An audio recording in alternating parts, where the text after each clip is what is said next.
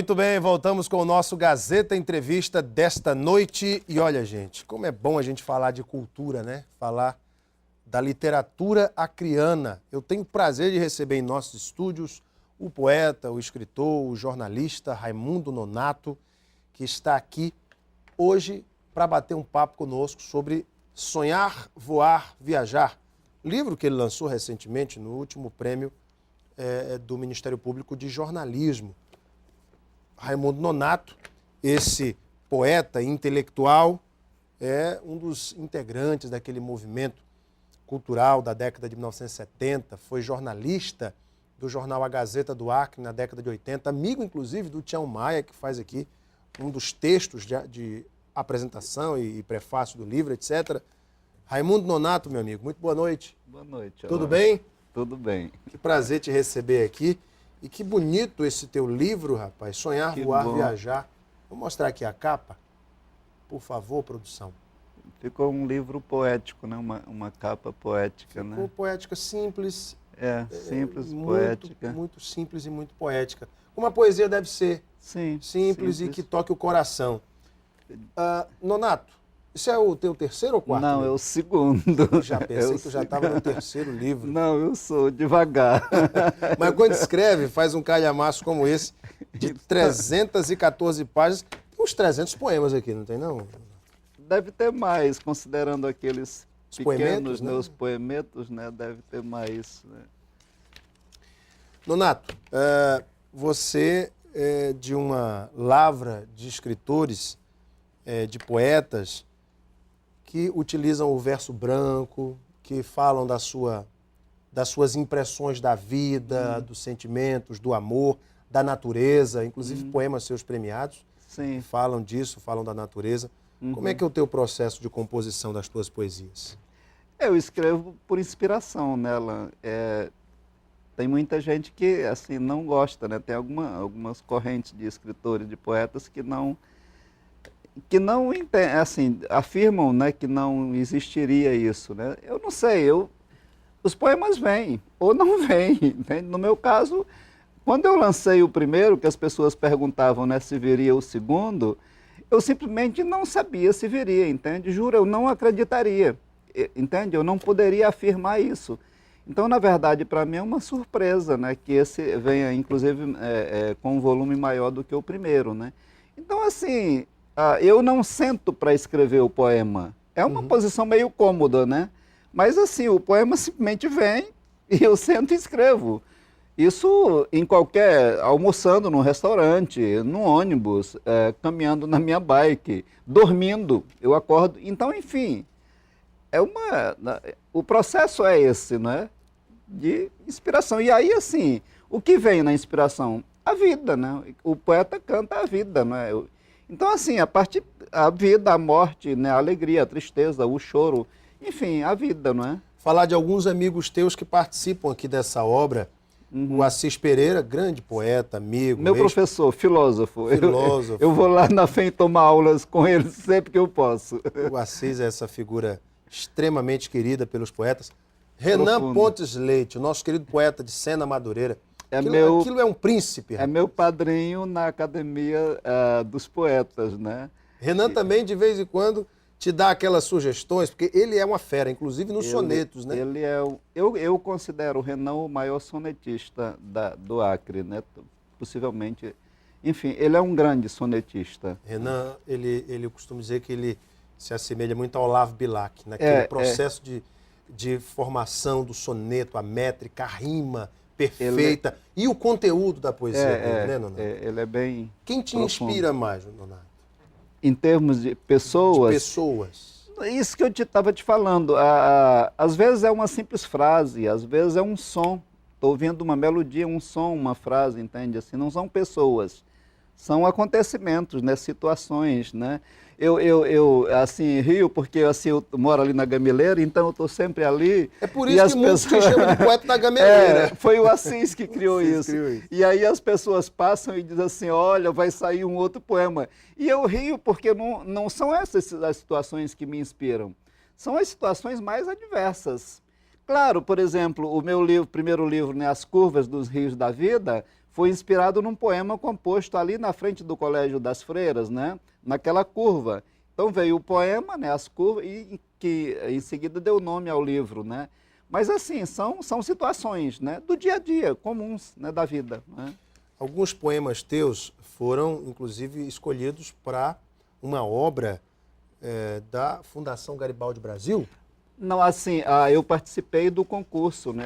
A Garibaldi promove um concurso, né, a cada 2 anos, né? De poesias, de crônicas, ensaios, enfim, né? E eu, no concurso de 2010, nós classificamos, né, 2 poemas, o Amazônia e Catadores, né?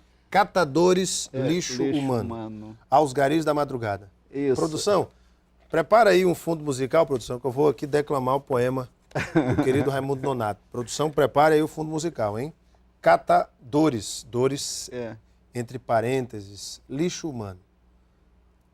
Altas horas cortam o silêncio da noite. Assustam cães, gatos e gansos. Recolhem apressados a sobra do lixo humano do dia passado. Recebem em troca mirradas migalhas, com que alguns dos prósperos filhos dos donos do mundo, a estas horas, compram a honra de moças e moços, qual lixo expostos na próxima esquina. Onde andarão estas horas? Caçadores do fétido lixo, desumano, que leva humanos pagarem a outros o sórdido preço do gozo fingido, lixo libido, no ínfimo tempo noturno? Catadores do lixo humano, quem cantará vossas dores humanas? 4º lugar no 2º concurso literário Garibaldi Brasil 2010.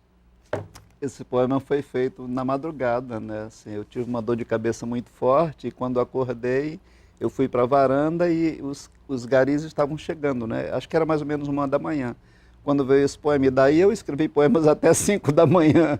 Então, assim, vem uma enxurrada, entende? É o processo da inspiração, né? Como diria Fernando Pessoa, Drummond, Vinícius de Moraes. Se não me engano, foi Drummond que falou sobre o processo de escrever 10% inspiração, 90% transpiração. Transpiração, no meu caso é exatamente o contrário. 90% inspiração. Eu não gosto de nada que dê muito trabalho. Então, como eu te disse, é cômodo, né? O poema tem uns que vêm praticamente pronto, né? Nonato, e quais são as principais vivências que você gosta de colocar nos teus poemas? Isso que eu estou te dizendo, eu não defino, é absolutamente involuntário, entende? Vem, Alan, é algo que eu não sei explicar. Eu não tenho preferências. Então, assim, por exemplo, a inspiração vem, tem 2 senhoras, tem 2 professoras aposentadas que caminham na Gamileira toda manhã e eu passo ali e quando eu cruzo com elas, vem o poema. Não é? Então, dediquei a ela. Marcos Afonso, que inclusive fez a orelha do... ele vai lá na Gamileira, fica sentado lá, e eu ia passando, e assim, a gente se cruzou, se cumprimentou, e quando eu caminhei o poema, então eu fiz filósofo para ele. Então é assim, é involuntário, eu não tenho nenhuma influência, pode ser um funeral, pode ser um nascimento, pode ser um sorriso, pode ser uma canção, enfim, é absolutamente involuntário. Castro Alves, Fagundes Varela, Casimiro de Abreu, aqueles poetas do período romantista. Sim. Muitos deles morreram jovens. Castro Alves morreu aos 24 anos, Sim. Fagundes Varela aos 33 anos. Ou seja, sofriam do mal do século à época, que era o alcoolismo e a tuberculose. Eram boêmios. Eram boêmios. Eram os boêmios da época. Hoje, para escrever poesia, não precisa passar aquele sofrimento todo, né, Nonato? Eles sofriam demais, eram muito viscerais, né? Você lê Espumas Flutuantes, O Navio Negreiro, do Castro Alves, é aquela visão sofrida, aquela porque coisa, era né? um momento cultural, né? Social, cultural era aquele, né? E o poeta, ou seja, nós somos ao mesmo tempo, né? Somos influenciados pelo meio, né? Ao mesmo tempo que influenciamos, nós somos influenciados. Então, óbvio que o poeta vai cantar o seu momento, né? Hoje, quando a gente fala de poetas, de livros de poesia, parece uma coisa démodé. A juventude hoje não está aqui nas redes sociais, em qualquer momento abre qualquer texto. E hoje você há uma troca... pressa muito grande. Uma pressa. Você troca o você, V-O-C-E, circunflexo, por VC. Como é que você, como poeta, avalia esse momento? Eu vejo a poesia como a vida, não é? Então, em qualquer tempo, não é? Quando a poesia existe apesar das invencionistas, da tecnologia, né? Ela existe, ela está aí. Óbvio que em qualquer momento tem as coisas que vêm e que vão, não é? No momento é a música, no outro é o cinema, no outro é o teatro, né? Mas a poesia, ela vem antes da própria escrita. Então, assim, ela está aí. Como um pôr do sol que está aí, mas as pessoas passam e não veem. Então, assim, alguns veem. Eu me maravilho como alguém que recebeu, digamos assim, esse dom de ver, não é? Então, assim, a gente tem surpresas agradabilíssimas. Crianças de 6, 8 anos, pessoas idosas, enfim. Óbvio que não é esse boom, né, das redes sociais hoje, mas as pessoas leem, param e leem. Óbvio que houve um momento em que a poesia, né, no mundo, né, era mais ascendente, mas a poesia não morreu, nem pode morrer, porque ela é parte da vida. Verdade. Você pretende fazer alguma versão virtual do teu livro, Nonato? Sim, é uma ferramenta que deve ser usada, né? Obviamente que a gente não pode ser, né, purista demais. Mas assim, o que puder divulgar, não é? Enfim, e as pessoas vão lendo, porque as pessoas... Eu sou do tempo que não tinha rádio nem televisão, então assim, e tinha aquela coisa, né? A TV Parece vai até que você é muito velho. Quantos anos você tem, Nonato? Olha... Eu fiz 60 agora em novembro. Você é jovem ainda. Graças a Deus. Olha, eu aceito o elogio. Mas, enfim, a poesia é a vida, né, Alain? Então, assim, quando a gente produz, né, o que a gente... essa coisa da produção, do dom, em que você produz e, ao mesmo tempo, tem a obrigação de entregar. Então, o que nós estamos fazendo aqui hoje? Apresentando a obra, né, que veio... Né, naturalmente. Você não teve obrigação nenhuma, foi uma coisa... Veio natural e como tal, deve ser entregue. Né? Esse era um dos meus grandes problemas em publicar, porque eu não queria publicar, porque eu teria que fazer isso aqui que eu estou fazendo agora e que, para mim, era muito difícil. Ainda é muito difícil. Né? Você está tirando de letra. Mas... E olha, você resume tudo isso na poesia Labuta. Eu gosto muito do Labuta. Que você usou, inclusive, como contracapa. Diz assim, o poeta labuta com a palavra, pá, barra, lavra. O poeta lavra com sua pá. O poeta luta. Essa pode. E lapida a palavra bruta. O poeta lavra, aduba a macia. E a palavra bruta faz-se poesia. Eu amo esse poema. Lindo, lindo, lindo, lindo. Renato, prazer te receber aqui. Prazer. Parece até que o tempo não passou. Onde é que a gente pode adquirir teu livro? Por enquanto, só comigo, porque como nós não recebemos ainda todos, não estamos ainda com ele nas livrarias. Mas vai estar disponível nas livrarias? Sim, brevemente esperamos colocar. Por enquanto, só conosco. Deixa um telefone ou um e-mail. Enfim, 9914-6794. 9914-6794, para quem quiser adquirir.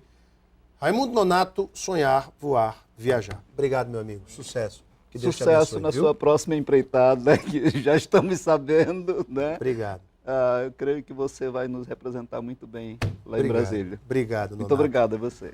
Para vocês de casa que nos deram a honra da audiência, estiveram conosco até agora, muito obrigado pelo carinho de todos. Um beijo imenso a todos vocês e tenham um ótimo final de semana.